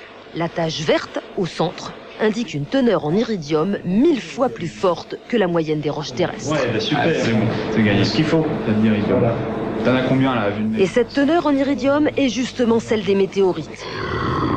Il est donc bien tombé quelque chose du ciel à la fin du secondaire. On peut dès lors imaginer la scène. Une météorite de 10 km de diamètre percute la Terre à 30 km par seconde, quelque part dans le golfe du Mexique. Elle dégage la même énergie que 5 milliards de bombes d'Hiroshima. L'impact projette dans l'atmosphère un gigantesque nuage de poussière qui fait écran au soleil. Il fait le tour de la Terre en quelques jours. Le climat se refroidit. La croissance des végétaux s'arrête.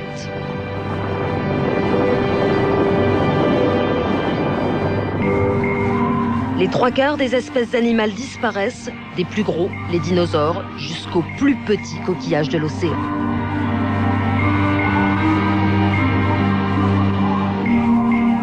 Heureusement, les animaux vont survivre, et parmi eux, un petit rongeur, pas plus gros qu'un rat, l'ancêtre de tous les mammifères actuels. Une catastrophe de cette ampleur peut-elle se reproduire? L'espèce humaine est-elle menacée à brève échéance?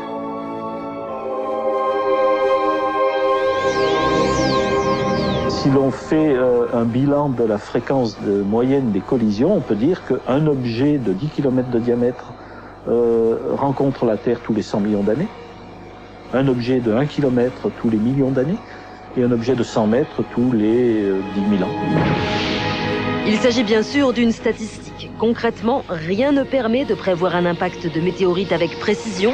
Ce sera peut-être dans 1 an ou dans 1 million d'années. Robert Roquillard, on vous retrouve. C'est vous qu'on vient de voir donc en train de traquer les restes de la météorite sur cette falaise de la côte basque. Et je crois que vous avez fait une découverte toute récente. Qu'est-ce que c'est que cet objet? Eh bien, cet objet, c'est le reste d'une ammonite, une partie d'ammonite. Vous savez, ces coquillages qui ont vécu pendant toute l'ère secondaire et qui ont disparu, semble-t-il, à la fin de l'ère secondaire. Qu'est-ce qu'elle est spéciale, celle-ci? Eh bien, celle-ci, on l'a trouvée exactement sous le niveau à iridium. Elle contient de l'iridium. Elle contient donc de la poussière de la météorite. Exactement. Elle contient de la poussière de la météorite. Donc elle est exactement contemporaine, on peut dire en quelque sorte qu'elle a vu tomber la météorite. Il semble qu'elle ait vu, elle a pu voir, ou tout au moins si elle s'est déposée un peu avant, c'est pas plus que quelques centaines d'années. Alors comme ça fait un petit peu de froid dans le dos, vous dites souvent que, je crois, un objet de 10 km de diamètre, comme celui qui a tué les dinosaures, tombe tous les 100 millions d'années. Un objet d'1 kilomètre de diamètre tombe tous les millions d'années. Nous, ça fait longtemps qu'il n'y a pas eu de grosses catastrophes. Qu'est-ce qui se passerait si, par exemple, demain, une météorite d'1 kilomètre de diamètre tombait quelque part en France? Écoutez, je pense qu'on aurait à souffrir, parce que il est probable que pendant les quelques heures qui suivent l'impact, on va avoir une retombée, une dispersion sur la surface de la planète d'une quantité de petits objets qui vont brûler en retombant dans l'atmosphère et provoquer partout une espèce de fournaise. Ça va être quelque chose comme ce qui existe dans un four pour une grillade. Donc toute la surface de la planète va être grillée grillé pendant quelques heures. C'est terrible ça, parce que donc ça fait 65 millions d'années qu'il nous en est pas tombé dessus de cette manière. Vous dites tous les 100 millions d'années, ça veut dire que en fait, du jour au lendemain, ça peut nous arriver. Ça pouvait être arrivé déjà il y a 10, 50 millions d'années. Hein. 2 impacts comme ça peuvent très bien se suivre, hein. C'est purement aléatoire. Donc ça n'est pas périodique. Ça vous empêche pas de dormir? Vous travaillez sur ces questions? Écoutez, la probabilité est quand même faible, hein. La probabilité est quand même faible, on est plus sûr de mourir en traversant la rue un peu au hasard. Mais est-ce qu'on pourrait réagir si tout d'un coup des astronomes voyaient ce type d'astéroïde? Bon, alors ce qui me rend confiant, moi, c'est que précisément l'homme est capable de prévoir, est capable d'observer, est capable de prévoir et de réagir. Et on la verrait longtemps avant? Tout dépend de la taille, mais on pourrait la voir plusieurs mois peut-être avant. Et dans ce cas-là, on pourrait envoyer quelque chose, un objet, une bombe. Pour la faire exploser. Pour la faire exploser ou simplement pour la faire dévier. Il n'est pas nécessaire de la faire exploser, il est possible de la faire dévier. Il suffit de quelques kilomètres. Hein. Mais si elle rentre en collision avec la Terre, là, c'est l'équivalent de 5 milliards de bombes d'Hiroshima qui se déchaînent et qui vont tout détruire. L'apocalypse. Écoutez, on va s'arrêter là pour pas donner de cauchemar à nos téléspectateurs. Merci beaucoup, Robert Roca. Puisqu'on a parlé de météorites qui volaient au-dessus de nos têtes, on va rester dans l'espace avec Hubble, le télescope spatial. C'est amusant parce que Hubble, on en a parlé dès le premier numéro de E = M6, c'était en 1991. À l'époque, les astronomes faisaient grise mine car Hubble avait un gros problème. Heureusement depuis, vous allez voir, il s'est rattrapé. Il a même contribué à la grande découverte de l'astronomie de cette fin de siècle. Une découverte qui change radicalement notre vision de l'univers. Regardez. 1991, Hubble fait la une de l'actualité scientifique. Ce télescope qui a coûté 11 milliards de francs est myope à la suite d'une erreur de conception. Une catastrophe qui venait couronner une série de déboires. D'abord, il était parti avec 5 ans de retard dans la soute de la navette spatiale.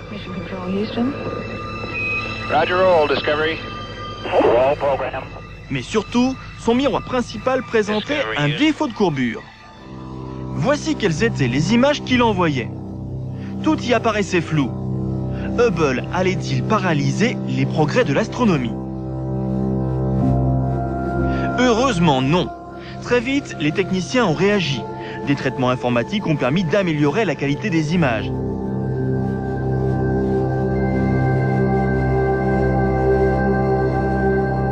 Mais surtout, en décembre 1993, des astronautes sont venus réparer Hubble et l'équiper de lentilles correctrices.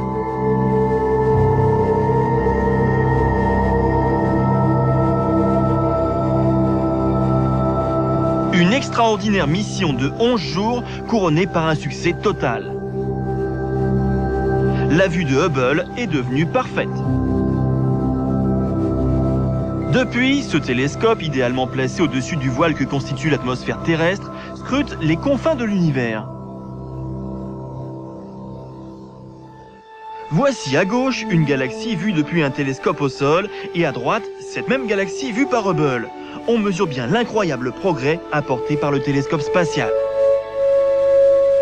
Hubble va apercevoir des étoiles, des galaxies, des objets célestes invisibles jusqu'alors, comme ces nuages de poussière qui sont le berceau de futures étoiles. Mais surtout, Hubble va grandement contribuer à la découverte majeure de cette fin de siècle, le devenir de l'univers, tout simplement. En effet, les astronomes avaient établi depuis longtemps que notre univers s'était dilaté à partir d'une explosion initiale, le fameux Big Bang. C'est ce que montre ce schéma. Mais qu'allait-il devenir au cours des prochains milliards d'années? Une des hypothèses était qu'il finirait par s'effondrer sur lui-même dans un gigantesque Big Crunch. Or, en observant des étoiles très lointaines, on s'est aperçu que l'univers se dilatait de plus en plus vite. Les astronomes ont refait leurs calculs. Plus de Big Crunch, notre univers est rempli d'une énergie mystérieuse qui le condamne à une expansion infinie. Cela vous donne le vertige? Hubble poursuivra ses observations jusqu'en 2005, mais les astronomes ont déjà préparé sa relève. Les Européens pensent obtenir des résultats encore meilleurs avec le Very Large Telescope. 4 télescopes géants perchés sur un sommet du Chili sous un des ciels les plus purs du monde. Chacun est muni d'un dispositif sophistiqué permettant de corriger les turbulences créées par l'atmosphère. Voici un des 4 miroirs en cours de fabrication. Leur puissance combinée sera équivalente à celle d'un miroir de 120 mètres de diamètre. Alors qu'apercevront ces miroirs géants au siècle prochain? Peut-être des extraterrestres? Et pour les amateurs, pas besoin forcément d'un gros télescope, une simple lunette suffit à découvrir les merveilles du ciel. Et maintenant, retour dans le passé pour assister à un événement important de l'histoire de la planète, l'apparition de l'homme. Si vous êtes toujours perdu entre les australopithèques, les homo sapiens, etc., voici une occasion unique de faire le point, un résumé des 3 étapes essentielles de l'évolution de l'homme. Et pour commencer, nous faisons un bond de 3 millions d'années en arrière. À cette époque, en Afrique, vit une espèce de singe un peu spécial. Effets spéciaux, maquillage, conseils de paléontologues, nous vous emmenons pour un voyage dans le passé, 3,5 millions d'années en arrière. Nous sommes en Afrique, voici notre ancêtre de l'époque, reconstitué le plus fidèlement possible. On l'appelle l'Australopithèque. Regardez sa tête, son crâne est 5 fois plus petit que le nôtre, son visage ressemble à celui d'un grand singe. Les Australopithèques en sont d'ailleurs très proches, ils ne mesurent qu'1 mètre et vivent de cueillette.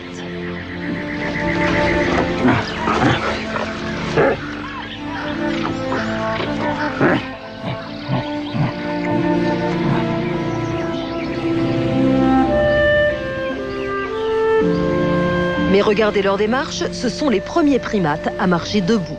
Un avantage décisif pour échapper aux prédateurs, comme le tigre.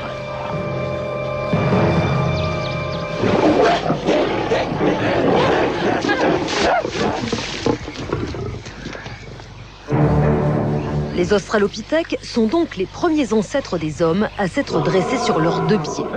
Même si l'étude des os de leurs jambes a montré qu'ils avaient conservé l'habitude de grimper aux arbres. Nous allons retrouver leurs descendants, 3 millions d'années plus tard, très loin de l'Afrique, en Provence. Les descendants des Australopithèques, les Homo erectus, ont colonisé l'Europe et l'Asie. Ici encore, nous avons reconstitué leur mode de vie en tenant compte des dernières découvertes des paléontologues.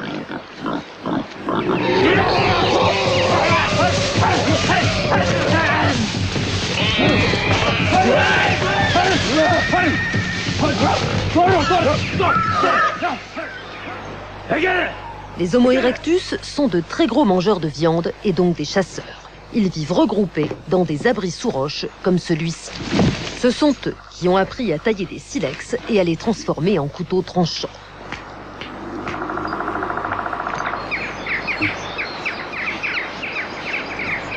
Les chercheurs ont trouvé les traces de ces silex sur des os de rennes ou de sangliers accumulés dans ce type d'abri. Les Homo erectus n'étaient pas des pros du ménage, ils vivaient sur leurs détritus. Ils mangeaient bien sûr tous leurs aliments crus, ils étaient particulièrement friands de moelle, à en juger par le grand nombre d'os écrasés qu'ils ont laissés.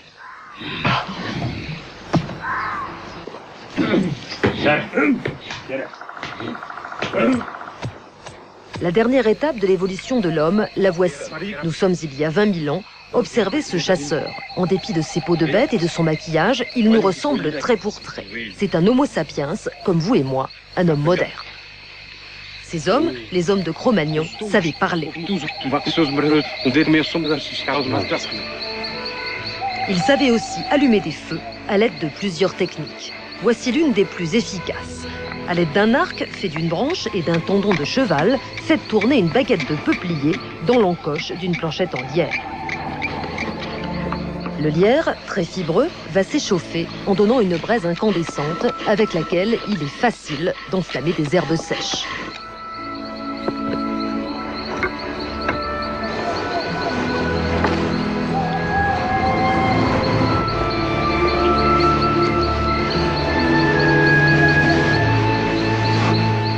Avec le feu, la civilisation était née. Avec l'Homo sapiens commence l'histoire de l'homme, une histoire que les archéologues complètent petit à petit en faisant parler les vestiges du passé. Et justement, grâce à l'apport de nouvelles techniques, informatique, médecine, physique, l'archéologie est en train de vivre une véritable révolution. Examiner le sol d'une momie sans même l'ouvrir, faire revivre la splendeur de thermes romains sans toucher à leurs ruines, tout cela est désormais possible.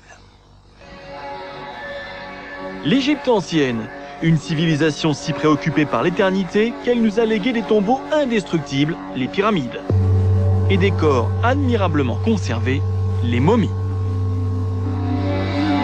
Ces Égyptiens sont morts il y a plus de 3000 ans.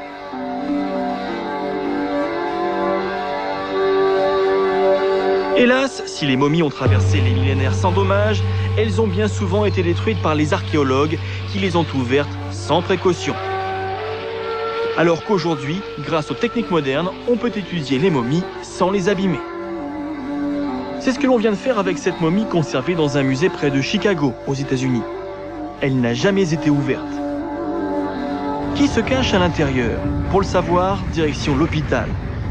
La momie va y subir un examen au scanner, sans qu'il soit besoin de la débarrasser de ses bandelettes. Les rayons X les traversent sans problème. Il suffit donc d'introduire la momie intacte dans le scanner. Les chercheurs vont ainsi obtenir des coupes radiologiques extrêmement précises du squelette caché à l'intérieur. Diagnostic, il s'agit du corps d'un enfant âgé de 7 ans à peu près. Cause de la mort, fracture du crâne. Mais ils veulent aller plus loin. Ray Evenhouse, un médecin légiste, va tenter de reconstituer le visage de ce petit garçon, toujours sans toucher à la momie. Première étape, il fabrique un modèle très précis de son crâne avec du polystyrène.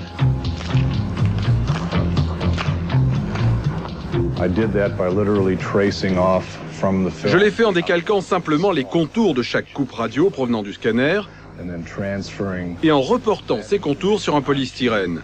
Et ainsi, tranche par tranche, j'ai reconstruit le crâne. Encore plus extraordinaire, Ray Evenhouse applique la technique utilisée en criminologie pour redonner un visage à une victime dont on n'a retrouvé que le crâne. Avec de la pâte à modeler, il reconstitue les parties molles du visage à partir de la forme des os. Le résultat est saisissant.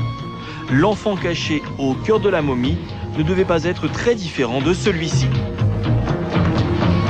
Mais qui était-il? Fils de prêtre, de roi ou de général? La momie garde son mystère. Autre technique qui fait progresser l'archéologie à pas de géant, l'informatique. Voici les thermes de Cluny, le plus vieux monument de Paris. Un établissement de bains construit il y a 1800 ans. Jusqu'à présent, pour imaginer son état d'origine, il fallait de l'imagination et les explications d'un spécialiste.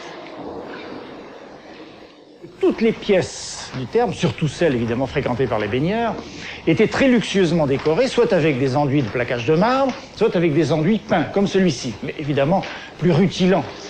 Bien sûr, depuis longtemps, les archéologues pouvaient redessiner les parties manquantes de ces fresques. Mais aujourd'hui, grâce à l'image de synthèse, on peut en plus se promener littéralement à l'intérieur de ces reconstitutions. Ainsi, on peut visiter les thermes comme un habitant de Lutèce il y a 1800 ans. Rien ne manquait à ce club de remise en forme avant la lettre. Voici le frigidarium avec sa piscine d'eau froide. Le tépidarium, une salle de repos.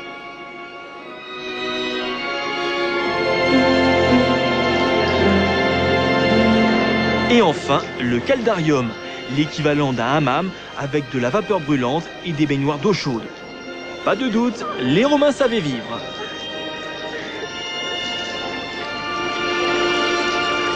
Ainsi, l'image de synthèse permet de faire revivre n'importe quel monument du passé dont on a conservé les vestiges.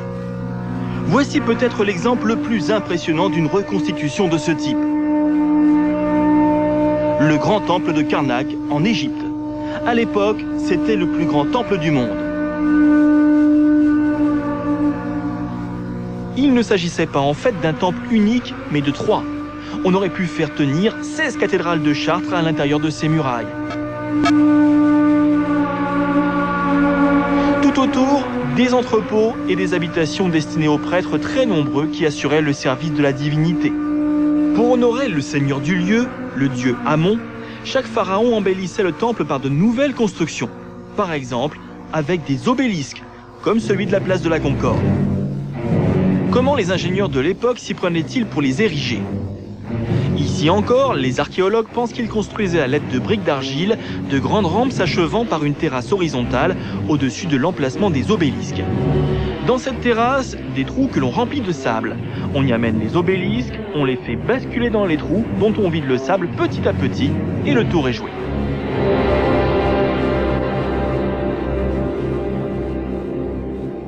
Au plus profond du temple se trouvait le sanctuaire du dieu Amon. Sa statue a disparu depuis longtemps, mais elle devait ressembler à ceci, comme le prouvent les bas-reliefs du dieu que l'on trouve partout sur les murs.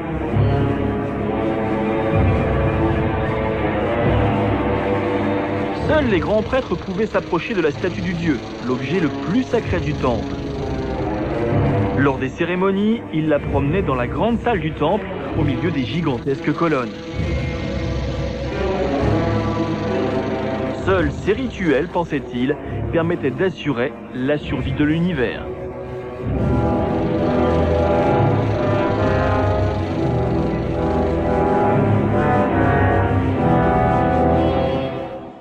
Et si vous avez un jour la chance de visiter Luxor, regardez bien sur les bas-reliefs du temple à quoi ressemblait vraiment le dieu Amon, car cela, les guides ne vous le montreront pas forcément. Et maintenant, des inventions. Voici par exemple une invention romaine, très bien adaptée à la navigation en Méditerranée, où les vents sont capricieux, c'est bien sûr la galère. 2000 ans plus tard, l'homme invente toujours, et dans Egal M6, nous sommes à l'affût de ces découvertes, de ces inventions qui vont peut-être changer notre vie. En attendant, en voici quelques-unes qui vont sûrement vous étonner. Voici le dernier jouet des bûcherons finlandais. 10 scies circulaires suspendues à 20 mètres sous un hélicoptère. Ces redoutables mâchoires métalliques tournent à 2500 tours minute pour couper les branches des arbres dans des endroits inaccessibles. Leur terrain de prédilection, ce sont ces lignes à haute tension dans le nord du pays. Cet élagage hors du commun demande énormément de sang-froid et de concentration. Il faut à la fois maîtriser la trajectoire de la scie et celle de l'hélicoptère. Et bien sûr, éviter à tout prix de toucher les lignes électriques. Pourtant, après 2000 heures d'exploitation, la scie héliportée n'a pas connu de problème majeur. Aucun accident, aucune blessure, même pour le technicien chargé de la manipuler au sol. Un métier presque aussi risqué que celui du pilote.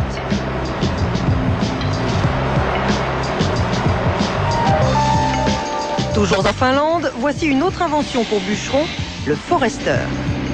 Un gros insecte mécanique capable de débiter un tronc en quelques secondes, tout en respectant le sol très fragile de la forêt boréale. Son secret, ses chaussons de caoutchouc, beaucoup moins agressifs que les roues ou les chenilles des tracteurs classiques. Et regardez comme il enjambe délicatement ce jeune sapin. Un engin classique l'aurait certainement écrasé. Il est vrai que le pilotage du forester est extrêmement fin et précis. Avec seulement 2 manettes de commande, il peut monter, descendre, avancer ou reculer, et même se déplacer latéralement en crabe. Les Finlandais viennent d'inventer le premier bûcheron mécanique et écologique. Changeons maintenant totalement de décor. Nous sommes dans un bloc médical de Moldavie. Ici, on utilise parfois une invention d'origine française, la machine antidouleur. Cet appareil envoie un faible courant électrique dans le cerveau du patient pour bloquer le message de la douleur. Résultat, cette femme opérée du ventre n'a reçu que la moitié de la dose habituelle d'anesthésiant. Elle est semi-consciente et ne souffre pas. Vous avez mal? Faites-moi un signe si vous avez mal. Il n'a pas de douleur, ne sent pas de douleur.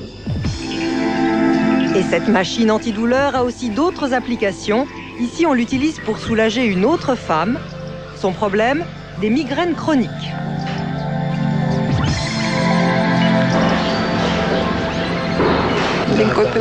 Depuis l'enfance, j'ai des migraines très fortes. Et depuis que je fais des séances avec cette machine, mes crises de migraine sont plus espacées, bien plus espacées.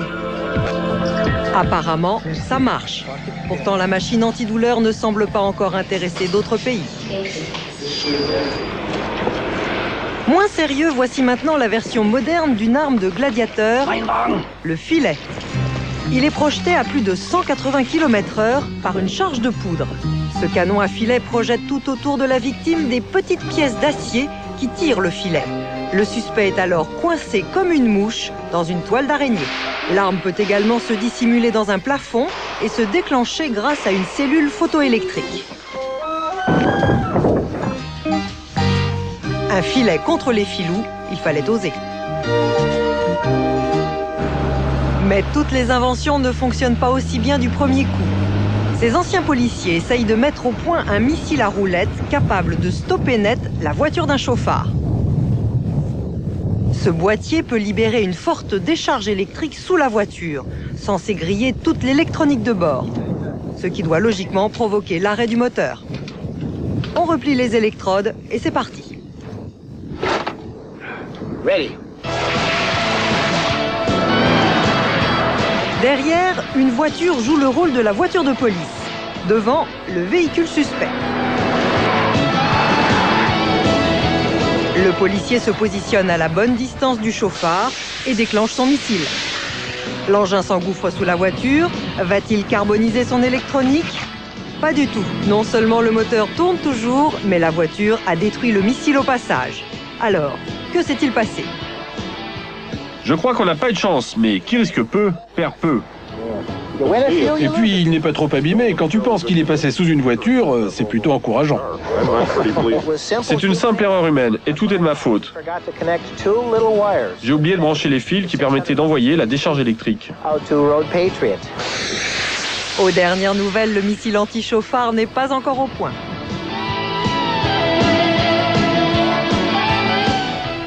Et tous les jours, on fait dans le monde de nouvelles inventions. Mais combien parviennent à toucher le grand public? Jacques Perret, bonjour. Bonjour. Vous êtes inventeur. Vous avez présenté cette innovation l'an dernier au concours Lépine. Qu'est-ce que c'est exactement? Eh bien, c'est une poignée pour porter les sacs quand on fait les courses, pour porter les sacs plastiques. Ça simplifie les... On donne ça, voilà. Ça évite qu'on se fasse mal aux mains sur les poignées en plastique des sacs. Tout à fait. Et ça tient les sacs groupés quand on les pose dans la voiture ou par terre quand on arrive chez soi. Mais c'est pas la première des poignées de ce genre. Non, il y a eu des brevets depuis 78, depuis l'apparition des sacs plastiques. Quelles sont les plus de celles-ci? Elle est en bois, c'est la première qui est en bois. Ensuite, elle est peu encombrante, elle est très pratique et les gens ont plaisir à la voir avec eux. Donc c'est en fait tout l'ensemble de paramètres qui est... Comment vous est venue cette idée? Parce que c'est quand même, j'imagine, un sacré parcours du combattant. Il faut la breveter, il faut contacter les industriels pour qu'ils la fabriquent. Qu'est-ce qui vous motivait? C'est l'image des inventeurs mythiques qui ont fait fortune avec leur invention? Au départ, non. Au début, c'est pour résoudre un problème personnel. En fait, en faisant les courses, j'avais souvent mal aux mains. Donc au départ, on se dit, tiens, on va résoudre le problème. Après, on s'aperçoit qu'il y a plein d'autres personnes qui ont le même problème. Et là, ça commence à se vendre? Ça se vend, oui, ça se vend dans une trentaine de magasins actuellement et je pense que cette année, ça va être l'année où ça va vraiment exploser, quoi. En tout cas, le virus vous a pris puisque vous présentez cette année une nouvelle innovation au concours Lépine. Tout à fait, oui, un vêtement, un accessoire vestimentaire. Ça m'a donné envie, en fait, de me battre pour des idées quand j'y crois. Et on verra bien, je vais le présenter cette année. On peut en savoir plus? On verra. Ce que c'est? Je préfère garder la surprise. Pour le concours. Donc pour le savoir, concours Lépine, Foire de Paris. On verra d'ailleurs d'autres innovations à ce concours. Voici par exemple le sampleur. C'est un petit peu le contraire d'un sèche-cheveux. Ça sert à peler les oignons sans pleurer. Vous savez que quand on pèle les oignons, on est souvent gêné par les vapeurs d'oignons. Alors ici donc, vous le pelez juste devant ce sampleur. Les vapeurs d'oignons sont aspirées. Les vapeurs d'oignon, celles qui vous font pleurer, sont grillées par une résistance électrique et l'air qui sort de l'autre côté, donc au moins sans l'oignon, mais ne vous créera plus de larmes aux yeux. Autre problème, vous connaissez tous la cuillère qui s'enfonce au fond du pot de confiture et qui ressort toute collante. Eh bien, c'est fini avec celle-ci, vous voyez, grâce à son encoche. Elle tient en équilibre sur le rebord du pot, de l'assiette, de la tasse de café et elle évite de s'enfoncer. Voilà, on va continuer dans le même registre. On n'a pas voulu finir cette émission sans vous remontrer quelques-unes des inventions, des moments les plus amusants de l'émission. Et vous allez voir que la science et la technique, ça n'est pas vraiment rébarbatif. Quand par exemple une démolition d'immeubles tourne mal, quand des scientifiques mènent des recherches très sérieuses sur les odeurs de pieds, regardez.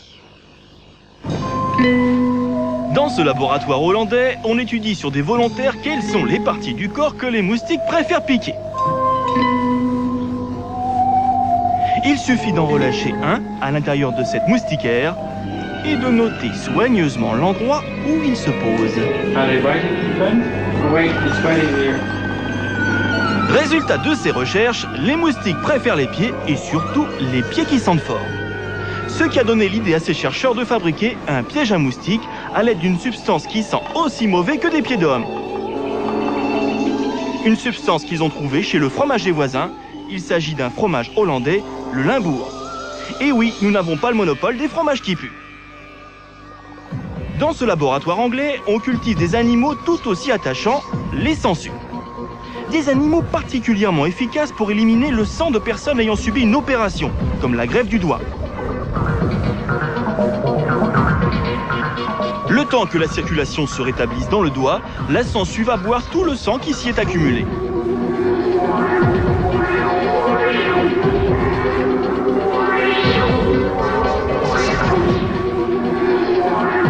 Conclusion d'un spécialiste.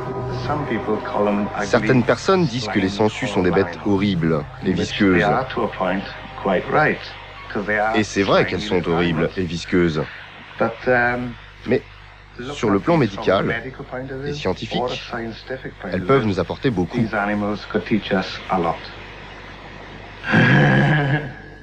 C'est comme les abeilles. Pour les étudier facilement, ce biologiste passionné a un truc pour les attirer. Il leur joue de la clarinette et visiblement, les abeilles apprécient.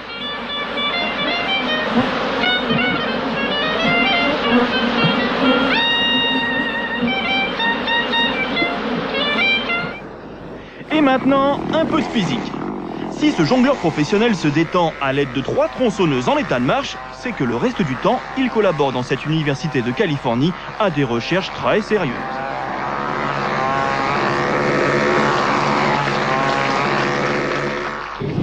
Ici, des chercheurs essaient de comprendre la physique de la jonglerie à l'aide de caméras et d'ordinateurs. But de ces recherches, mettre au point le premier robot jongleur du monde. Le voici.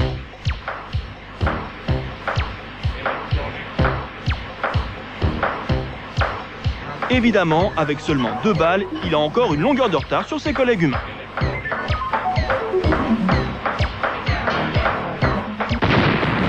Mais la science et la technique ont souvent des ratés. Vous avez déjà vu ces images, ce sont des immeubles que l'on démolit à l'explosif.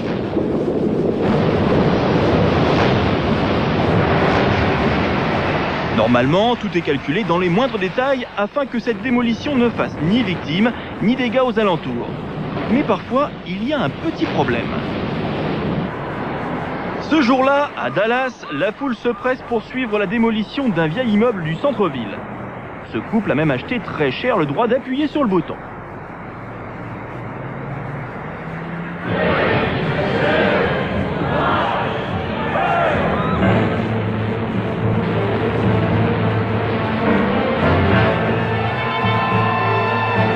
L'immeuble s'effondre comme prévu, mais les organisateurs ont visiblement sous-estimé la quantité de poussière dégagée. Le nuage se dirige tout droit sur la foule, qui va se trouver étouffée, aveuglée par ce brouillard d'un nouveau genre. L'immeuble s'est vengé. Les imprévus, ça existe aussi quand on veut jouer les astronautes à l'entraînement, comme ici, dans la Caravelle Zéro Gravité. Démonstration. Ok, donc un grand merci à la Caravelle, à Novespace qui nous a permis ce voyage extraordinaire. Chaque passage en microgravité dure exactement 20 secondes, le temps pour l'appareil de décrire. Et oui, en science comme ailleurs, il faut se méfier de la gravité. Ainsi s'achève ce numéro spécial de E égale M6. Merci de l'avoir suivi en notre compagnie. Pour tout renseignement, je rappelle que E égale M6 est sur internet, www.m6.fr. Et puis bien sûr, n'oubliez pas pour ceux qui ne le sauraient pas encore, E égale M6 c'est tous les dimanches à 20h. Donc à dimanche. D'ici là, très bonne soirée. Au revoir.